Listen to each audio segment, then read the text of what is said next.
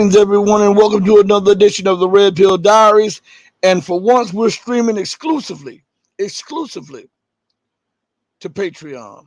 We're going to try to do this, and I know the scene is a little fuzzy. We've been trying to clear the camera. Hold on one second. We've been trying to clear the camera a little bit, and we've been trying to work on a few things because we know that we have problems on other platforms. So we'll be doing this a little bit here and there, okay, for everybody. But check this out. We wanted to just give you a short Patreon stream for all paid and unpaid subscribers of the Patreon channel, and we want to just go into a little bit of the news real quick and just dive into some of the things that are of the latest news. Now, we do know that recently, as of last night, there was a massive shooting in the state of Maine.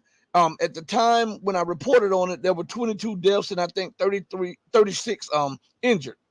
But we know that the death toll has grown, and we know that this situation is explosive. Now, I want to ask you all, because you know what I try to do. I try to put it in a perspective to show the people the hypocrisy of the Western world, the Western media press, okay? Now, this guy from Maine, let me see if I can, the Maine shooting, okay? His name is not Ali. His name is not Uthman. His name is not Omar. His name is not Muhammad. His name is not Kareem, Akbar, or any of those names, right? And so, if his name had one of those names, immediately the Western world would have been saying an Islamic terrorist, Islamic extremism, Islamic fanatic. But because this guy's a Caucasian or somewhat near that, and he does not have fit the bill of an extremist in the eyes of the West, they refuse to acknowledge that he may be a Christian extremist or a Christian fundamentalist or a Christian terrorist. And this is what I'm telling you. When they do this with Muslims and other people, they are adding negative connotations, and they're doing this purposely and specifically to try to demonize and then vilify a particular people, a group of people, or a particular religion. Now, I want you to see just how bad this thing is, because according to the reports, let me pull this up real quick while I'm talking to you all. Excuse me. And this comes from the AP News, okay? So I'm going to read to you from the AP News. Let's see, it's restored right here. So we restored that. And so the article came out, and it is called "A List of Mass Killings in the United States Since January." Okay? And I might add with you all, and I'm doing this for a specific purpose, okay? And we're going to move on to something else, and we'll break some of the other events around the world and within America down as quickly as we can, or as the time is allotted for that, okay? But I want you to understand. Let me see if I can go to it real quick. Yeah, I can go to it right now. So, the AP report, it says the latest mass killing in the U.S. happened Wednesday night in Lewiston, Maine, when a man opened fire at a bowling alley at a restaurant, killing at least 18 people. Now, this is what I want you to understand. If this were a different ethnic group, they would have said a black man, or they would have said a Arab, or they would have said a Muslim or something like that. This is what they would have said. And everybody who reads this or who hears this knows I'm not lying. So what I'm trying to do is show you how they use these things to divide people and play tricks on the average person's mind, and they don't even realize that what the government and the media is doing is dividing so that they can conquer, okay?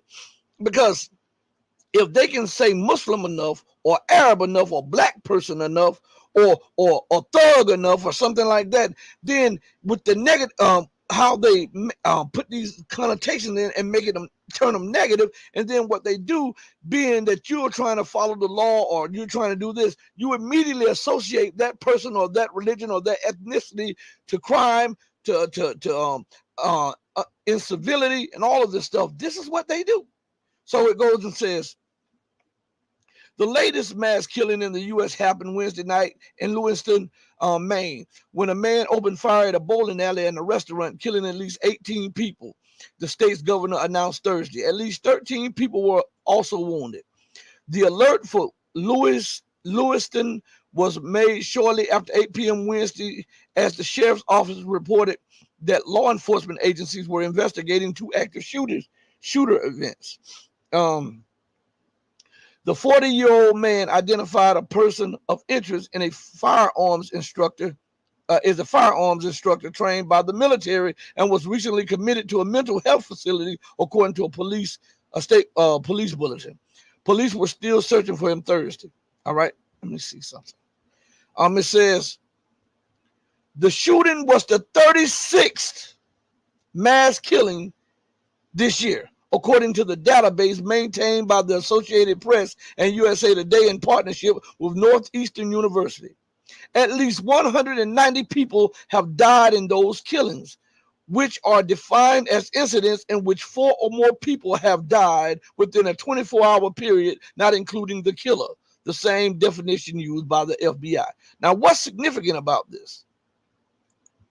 As I continue to tell you, America's domestic environment mirrors her foreign policy and vice versa. They mirror each other back.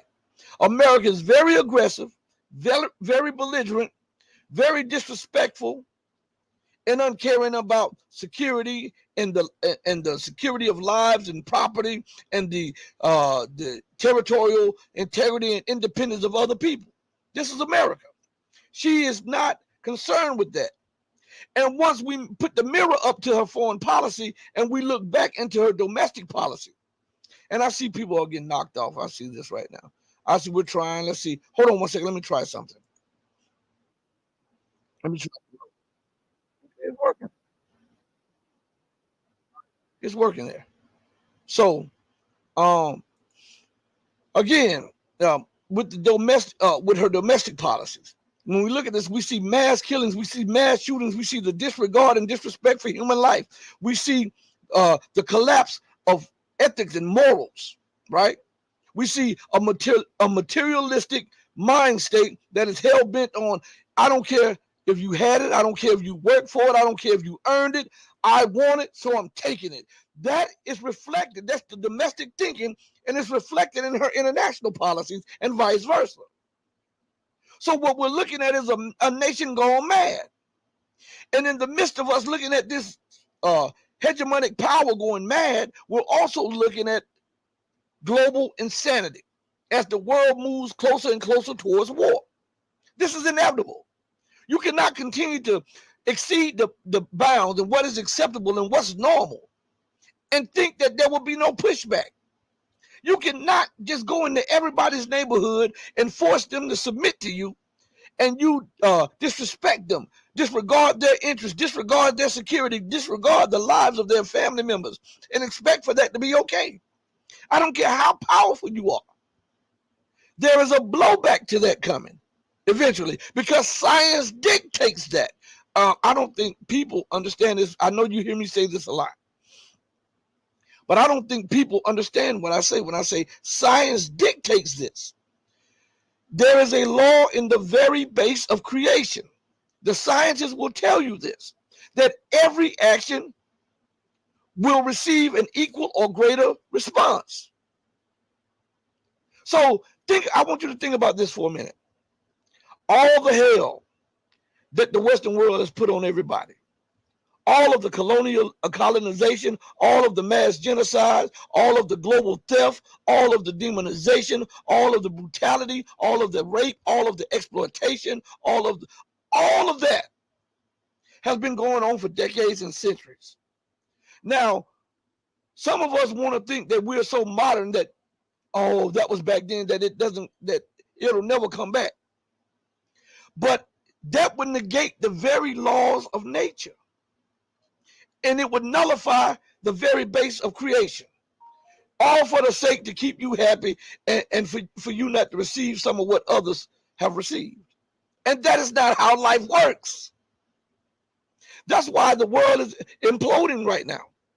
It is not just imploding because of the mistreatment of the Palestinians or the mistreatment of the Red Indians or the exploitation and the mass genocide of blacks from Africa over into America, and over 100 million plus were killed during the slave trade in the Middle Passage. It's not all because of that, but that's some of it. It is because one nation after the other, when one falls and the other one rises, when that nation rises, it takes on some of the wickedness and some of the arrogance and bluster from the preceding empire. And so this is why the whole world is caught into a tailspin. And we're seeing global insanity. As thou hast done, so shall it be done unto thee. You victimized and brutalized and then demonized people. Guess what happens to you now? That happens to you. Right? That happens to you. And we're watching that in real time, and most people see it. Most people even recognize, but they don't accept it because that would mean that they would have to pay a price for the policies of their governments and the prior governments and all of this. So we don't like what's unpalatable to us, even if it be the truth. You know, I'm looking at something as I'm talking to you all. This is Michael Schneider. He says this right here. There is, I'm reading the article. It was published October the 23rd, right? And then I'm not going to read the whole article. I'm just going to read a little bit. So as I'm talking to you, I just look to my left, and I'm looking down, and this is what's on one of the screens. Two articles. The one on the 23rd says, we haven't seen a subprime borrower meltdown of this magnitude since the last financial crisis. And then he says, it is happening again. All over America, borrowers are getting behind on their payments. And particularly, subprime borrowers are having a very difficult time paying their bills. Does that ring a bell? That should, because the last time we witnessed anything like this was during the last financial crisis. When things start to go bad, those at the bottom of the economic food chain feel it first. And that is why the numbers that have been coming out lately are so alarming. So he's talking about a meltdown in subprime. We just heard some people talking about there are black swans all over. This is economics. See, all of this side, economics, political, and geopolitical. The debt crisis continues to explode. America's irresponsibility fiscally is now starting to blow back on her domestically and international. I was looking at something as I'm talking to you about this. I was looking at something. Let me see if I saved that, because this is very important that you hear this.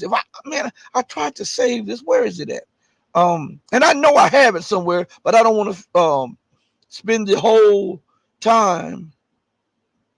Oh, here's one of them right here. See that I told you? I saved some of this stuff for you all. Let me pull that one up, and let me see if I can pull this other one up. Let me see if I can find the other one. Let's see. Let's see. Because it's very important that you hear this. Here's another one. I'm gonna pull this up. And then when you find out about this, you'll see why America has an insane and insatiable thrust and push for war, okay? Because she's lost everything. And when you lose everything, what did Gerald Celente say? You lose it, right? Let's see if I can pull up the other one. It's one more. Let's see. I know it's right here somewhere. Right opening. Keep your fall. Confirm your. When I see these things and I can't talk on them right at that moment, what I usually do is I email them back to me. So when I do check my emails, I'll see it and then I can address it. Boom, found it right there. Boom, found it right there. Told you. All right. So let's look at this real quick. Okay, I want to give you guys, we're going to read this for the first time together. Let me see something. And let's see about this one, because I want to read them in the article in the where did I got it? All right, here we go. Let's see. All right, there we go. Okay, I'm gonna pull this up on the screen for you all. Give me a second, okay? Because I want you to see this. It's very important that you see this, because they're not talking about this, and they're not connecting this with the Ukrainian crisis. They're not connecting this with the provocation that America just committed over there near China's territorial waters. They're not connecting this with the color revolution that they pushed in Armenia. They're not connecting this with the Palestine-Israeli conflict. They're not connecting this with America constantly trying to open up a NATO base in Kazakhstan, a CSTO member with the which is a defense partner with Russia. They're not telling you this. She's putting the full court press on because she's losing it and she sees it, and everything that she's trying to do is failing, and it's failing rapidly, okay? Very quickly. So let me pull this up, share screen. Excuse me. Excuse me. All right. I think that's the one. Treasury. Boom, right here. We'll try it right here. It should be right on your screen right now. All right. Coming up right now. All right.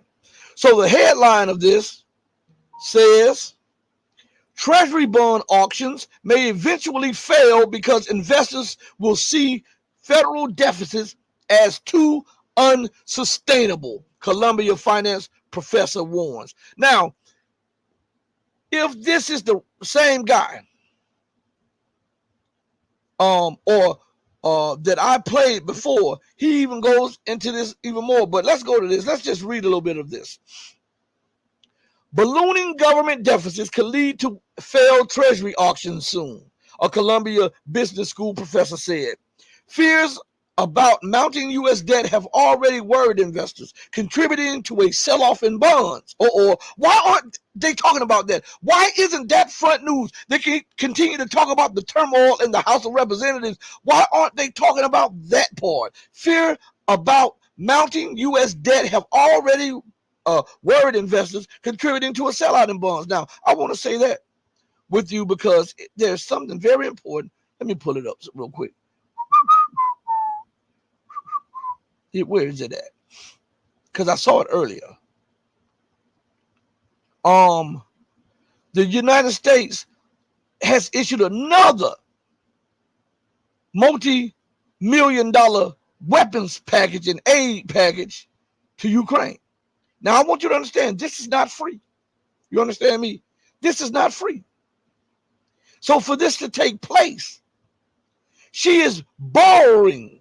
She is projecting debt or taking whatever may be left of the resources of your children in the future and hedging her bets on it by giving it to the crooks of today, forever enslaving your future generations, if there be any, to an insurmountable, unpayable debt burden.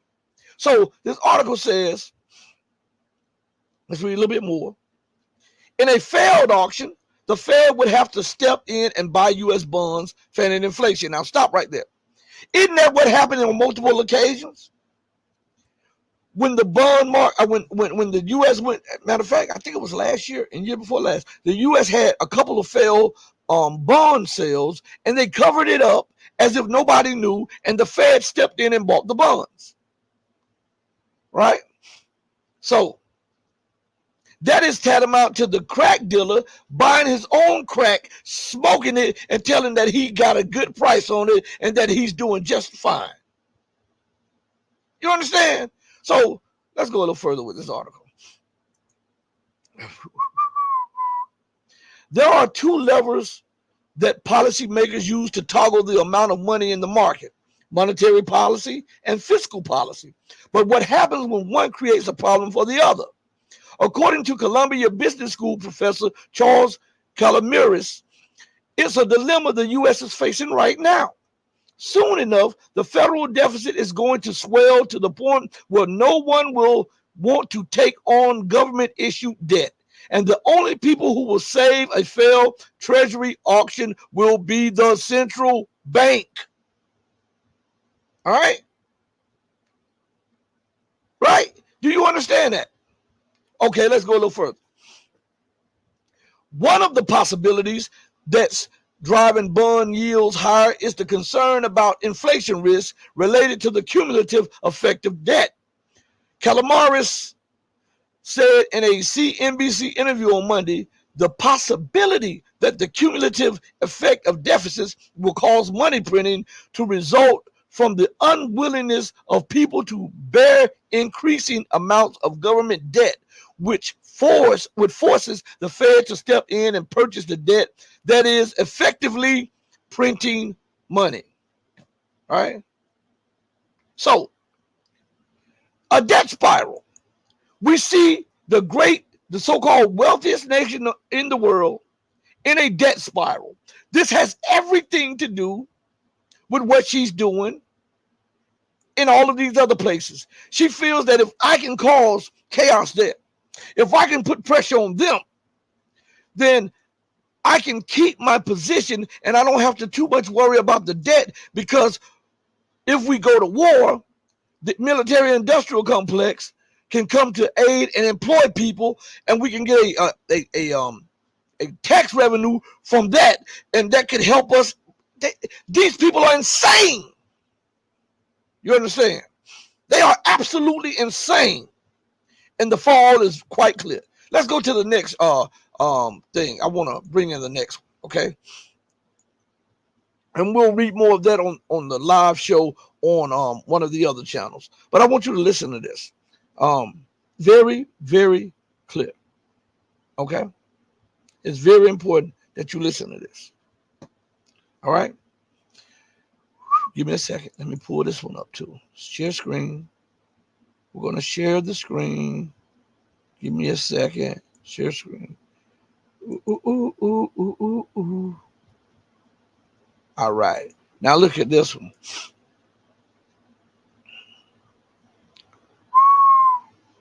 So, you see what's on your screen? All right, that's a commercial and an ad. Look at the headline. Matter of fact, let me see if I can highlight the headline. Give me a second. The headline. You see the headline? Huh? You see how I highlighted that? Treasury rates jump as poor auctions put focus on November sale. So he means that there were already previous auctions that were poorly received. That's exactly what I told you. All right? And it says, this is from Bloomberg. Treasury yields surged Wednesday after poor demand for a sale of 5-year notes deepened anxiety about auction size increases expected to be announced next week. Now, it says the $52 billion offering drew a yield of nearly 5%, nearly 2 basis points higher than where it was trading moments before 1 p.m. New York time bidding deadline, a sign that demand fell short of dealers' expectations. Bidder participation metrics were also weak. Dealers were awarded their biggest share of the tender in more than a year as investor demand sagged. Yields were already rising before the auction, reinforced by stronger than expected September new home sales data. It says long maturity yields lead the way, with 30-year bonds climbing more than 15 basis points to nearly 5.1% at one stage. Now, what am I saying to you? Let's go back to a point. Because in all of this gobbledygook, see, sometimes you need somebody that's pierced through all the gobbledygook, because they'll feed you a lot of good stuff after or during the time that they're trying to tell you what's really taking place. So what we go back to is the headline.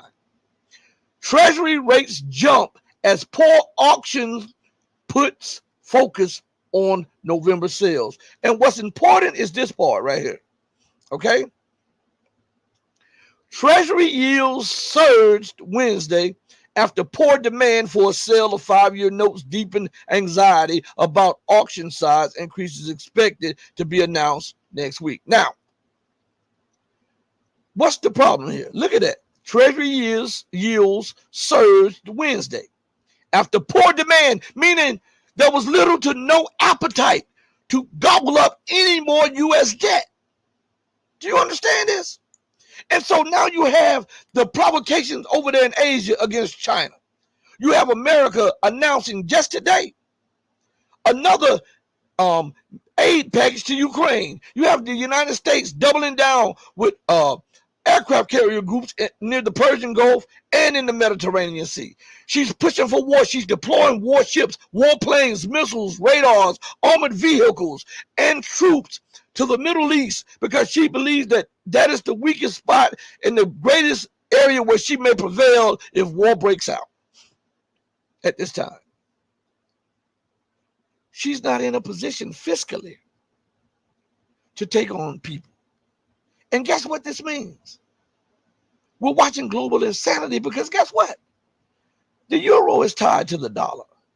The British pound is tied to the dollar. The European economy is tied to the U.S. economy. The British economy is tied to the U.S. economy. The U.S. Stock exchange and gold exchange is tied to the London stock and the London gold exchange. So if one burps, the other ones get heartburn. Look at the deindustrialization of Europe.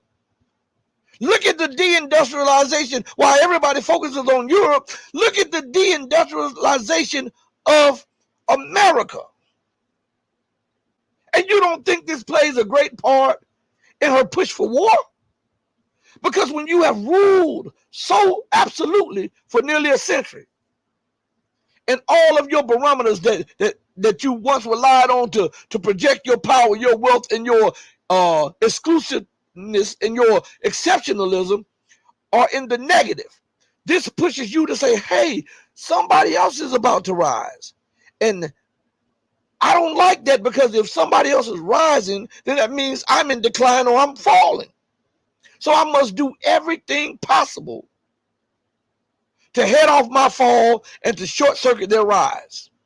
So we see chaos and threats, warnings and war in the Middle East and North African region.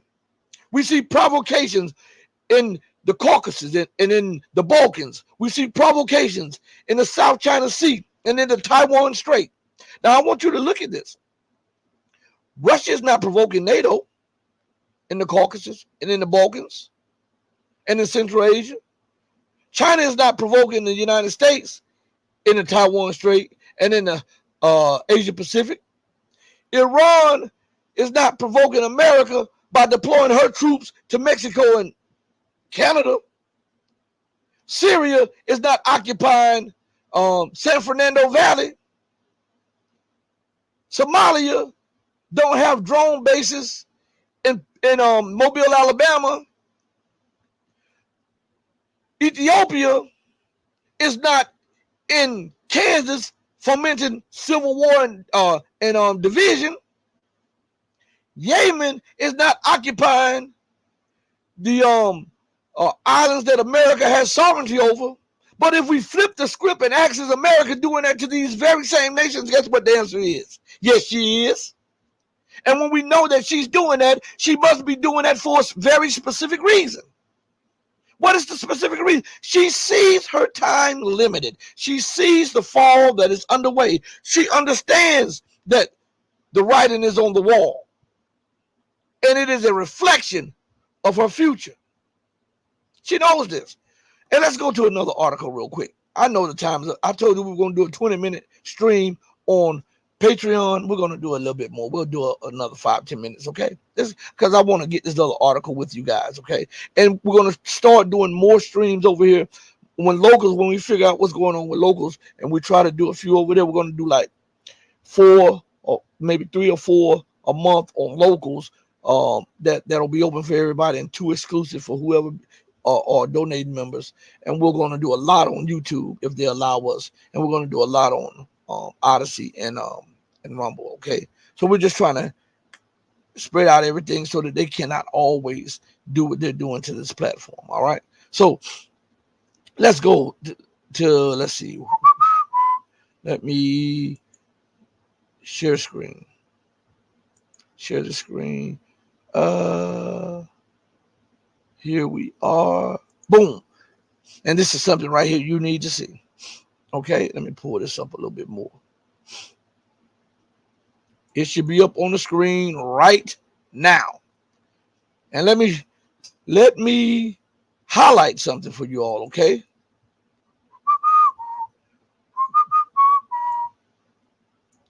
Let me highlight that. The U.S. can't grow its way out of its $33 trillion debt mountain. $33 trillion debt mountain. Research group says. Now, what's significant about this is that, right, America's debt is so outrageous that everybody is telling you that it is a mathematical impossibility for her to get out of here. Right? Now, we see that her debt continues to grow. And it grew in leaps and bounds. It grew in leaps and bounds. Every so many years, it jumped $11 trillion. Isn't that something? I want you to think about the significance of this. $11 trillion is more than most of the GDPs of most countries. Do you know that? India's GDP is not even $5 trillion. Most of the so-called global or the G20, their GDP is not even close to $5 or $6 trillion. And we're talking about jumping in increments of $11 trillion of what she acknowledges. So listen,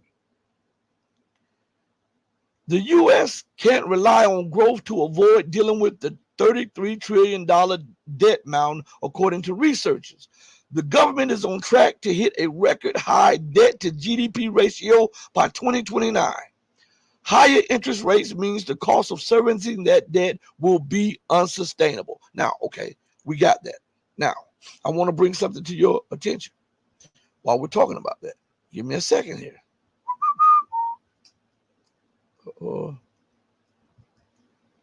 right, here we are right here.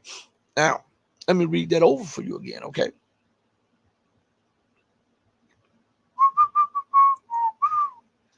Listen good to this. The U.S. can't grow its way out of its $33 trillion debt mountain, research group says. The U.S. can't rely on growth to avoid dealing with its $33 trillion debt mountain, according to researchers. The government is on track to hit a record high debt to GDP ratio in 2029. Now, here's this. Higher interest rates means the cost of servicing that debt could be unsustainable. Not just the debt, because if the cost of servicing the debt is unsustainable, guess what having the debt is? It's unsustainable. Because if you can't pay pennies on what you borrowed, then neither the interest or the debt itself is manageable. Are you understanding me? So, according to the dictionary, the word unsustainable means it's an adjective, not able to maintain or to be maintained at the current rate or level. That's what it means. I'm going to say that again. Not able to be maintained at the current rate or level. So if this is the case, then what is that telling us? That America is fiscally insolvent. And if America is fiscally insolvent and the debt continues to grow, and the unsustainability of that debt becomes greater and greater, along with how great the debt itself is becoming, what that tells anybody with sound judgment and common sense is that we are living in what? The fall of America. This is what? The fall of America. Why? We have mathematics on our side, which says that she cannot service the debt. And if she can't service the debt, meaning the interest on the debt, she can't pay. Listen to this. If you get a car and you get a $60,000 car and you make $5,000 a year and you have to pay $3,000 of those dollars a year to the lender, right? And then the interest on it goes up. You're barely making it now. And so now the interest says that you have to pay $4,000 now. Your pay is not all that good. So you make $5,000.